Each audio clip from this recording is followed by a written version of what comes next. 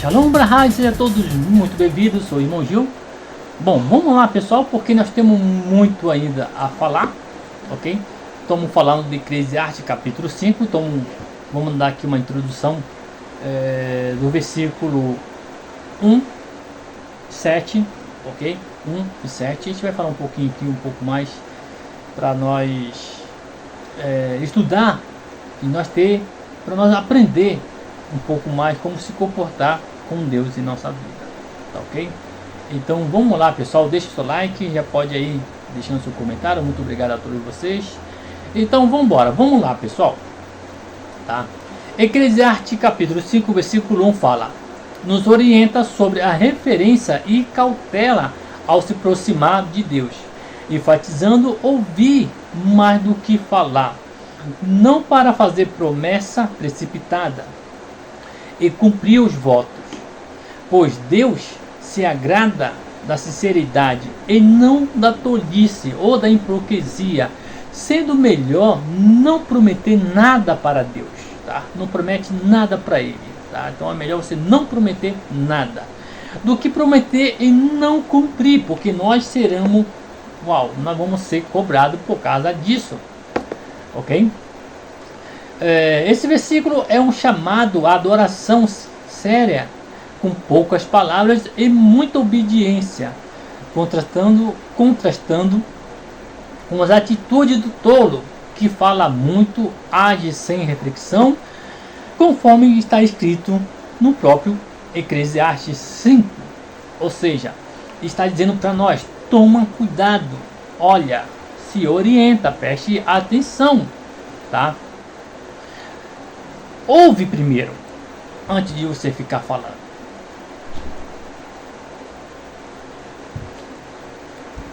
Porque existe um momento na nossa vida que a gente quer, a gente explode, a gente explode, fala as coisas que não deveria falar, se zanga, pá. E quando a gente vai ver, poxa vida, agora já foi tarde, já era, eu perdi, não tem como mais voltar atrás, acabou, já era, querido. Então chama-se cautela. Tome cuidado com as tuas atitudes, toma cuidado, não somente, né? Nós estamos falando no modo geral, tá? Mas com Deus nós devemos tomar muito mais cuidado ainda, já que Ele consegue nos sondar, Ele ouve os nossos pensamentos, tá ok?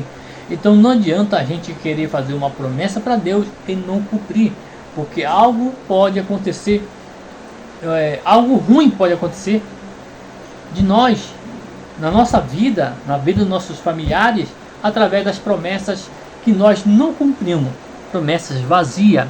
E Deus não se agrada de promessas vazias, ok? Então, como eu disse a vocês, que quando você cumpre a tua palavra antes que Deus cumpra a dele, cara, você tem uma vantagem, você tem um ponto a mais, e Deus, ele vai correr, vai dar o jeito dele de pagar esse teu voto. Por quê? Porque a tua parte você já fez, tá? A tua parte você já fez. Uma das questões disso, nós temos aqui a profeta Abacuque. O profeta Abacuque, tá? Ele salvou os profetas, tá? Pegou pão, né? Comprou pão fiado, tá? Pão, água, naquela época se vendia, se comprava água, tá? Então ele fez isso e alimentou os profetas, tá? E depois ele morreu e veio os credores e disse, agora vamos levar seu filho como um pagamento por causa disso. E a mulher de Obadia foi falar com o profeta Eliseu e disse, olha, tu conhece o meu marido, tá? Tu sabe muito bem quem é o meu marido, tá? E isso afetou o céu, afetou o próprio Deus. Deus disse, eita, agora estou devendo, peraí, estou devendo, tem que pagar essa mulher aí. E o profeta, com a graça de Deus, faz aqui, não é o profeta que faz o milagre, né? Deus faz o milagre e o profeta só fala para ela, vai lá e faz isso, e ela faz, de acordo com o profeta mandou fazer, tá ok? Então quando você faz um voto com Deus, se antecipa para pagar, ok? Vamos lá. os pontos principais desse versículo. No versículo 1. Primeiro, guarda os teus pés quando entrar na casa de Deus. Significa ter referência, tá? Ter cuidado aí a casa de Deus, aí a igreja, seja ela qual for. Ah, mas é a igrejinha ali do irmão Pedro, aquela igrejinha ali de só tem banco de madeira, não tem nem piso, toma cuidado. Independente da igreja que você vai, se você vai lá do Cida Malafaia, do Raul, do R.A. Soares, nem interessa, parceiro, nem me interessa. Interessa é que quando você entra numa instituição escrito igreja, seja ela pentecostal, evangélica, Assembleia de Deus, seja lá qual igreja que você for, parceiro, tome muito cuidado, principalmente quando você for numa sinagoga, ok? Você tem que ter uma referência a respeito, para você falar e se chegar com Deus, ok? Para que ali vai ser um lugar, não é um qualquer lugar, tá? Não é qualquer lugar. Ali você vai para adorar a Deus. Você está ali porque você quer ter um momento com Deus, para falar com Ele, ok? E assim você vai ter mais temor a Deus, tá? Então uma pessoa que tem temor a Deus, ela chega na igreja, fica quieta e fica lá meditando. Isso aí, ó. Fica meditando. Você sabia que a gente guardar os nossos pensamentos antes chega antes do culto, uns 10, 20 minutos antes de começar o culto? Antigamente o sebreano fazia isso muito. O sebreano nos anos 90, nos anos 80, que eu me lembro, né? A Assembleia de Deus, seja a Assembleia de Deus, contribular, naquela época, os caras chegavam meia hora antes, 1 hora antes de começar o culto começava às 7 horas, 6 horas já tinha gente na igreja, louvando, glorificando a Deus, meditando, arrumando as coisas. Hoje nós não temos isso, infelizmente, não tem esse princípio de você chegar a adorar a Deus, não. O cara já chega na igreja, Pai Nosso está no céu, em casa do seu nome, vambora, canta 2 hinos da harpa aí, vem cá cantar aqui um pouco, ou você bate essa bateria aí. Não tem consagração para você com Deus,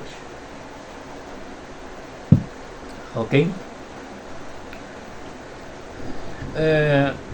O Eclesiastes, o versículo 1 é um convite para nos preparar para encontrar com Deus. É um convite. Então ele lembra que Moisés entrando ali no monte, Deus disse para ele: tire a sandália dos teus pés, Moisés, que o lugar que você pisa é santo. O que é santo para nós? Aí eu pergunto para você: o que é santo? O que é santo para você?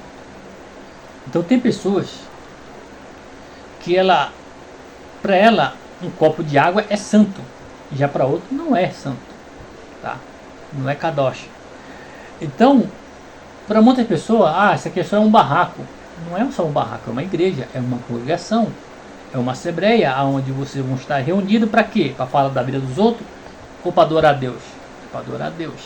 Então isso aqui que nós devemos colocar na nossa cabeça. Hoje eu estou aqui, vou passar essas 2 horas louvando e glorificando a Deus. Nada de fofoca, nada de conversar, não me interessa a vida dos outros, acabou, amém. Ok? Então nada de promessas tola, tá? Então guarda a tua boca, ok? Vamos lá, pessoal. O verdadeiro culto é ouvir e obedecer a Deus, não apenas oferecer algo material e sem entendimento. Você tem que oferecer a Deus aquilo que você tem de melhor, a tua espiritualidade, o teu coração, a tua santidade, a tua obediência, ok?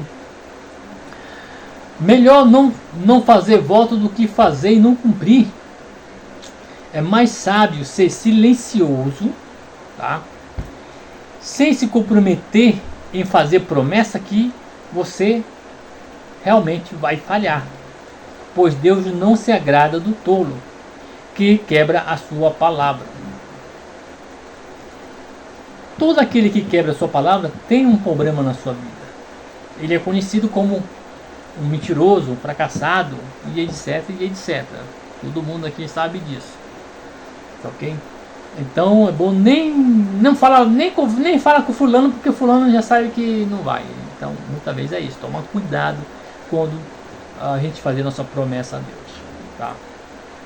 Em resumo do versículo 1, é um alerta contra a adoração superficial ou hipócrita, sensitiva, não tem um relacionamento com Deus, não tem um propósito com Deus.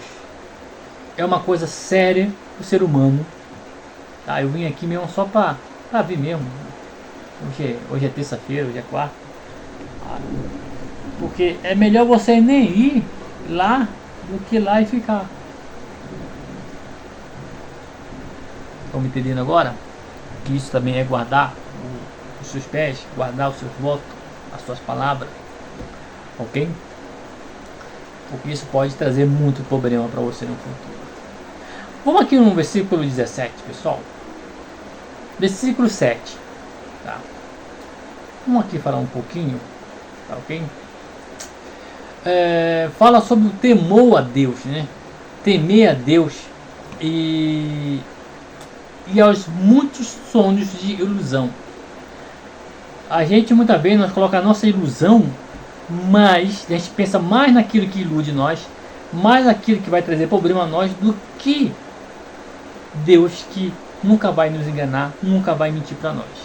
Então, temor a Deus é uma coisa muito, muito valioso para a nossa vida. Tá?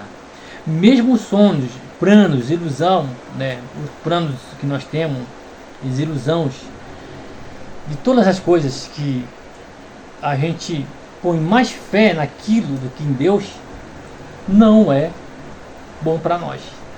E Deus sempre pede para nós ter um temor, a gente tomar cuidado com essas coisas, tá? Beleza? Bom, deixa eu ter aqui uma lida aqui. Falar pouco e pensar muito. Deus está no céu e nós somos aqui na terra, tá? Então, falar poucas palavras é mais trazer preocupação ao todo. Ou seja, devemos tomar cuidado com as nossas palavras, pois Deus está no céu e nós estamos aqui na terra falando, tá? Então, poucas palavras que a gente fala, a gente evita que nós pecamos, que nós falhamos perante Deus. Beleza? Então, devemos tomar muito, mas muito cuidado mesmo com essas nossas maneiras que a gente acaba errando muito, tá? Então, o resumo dos versículos 1 até o 7, ele é um chamado de sinceridade, de referência e temor a Deus na sua adoração.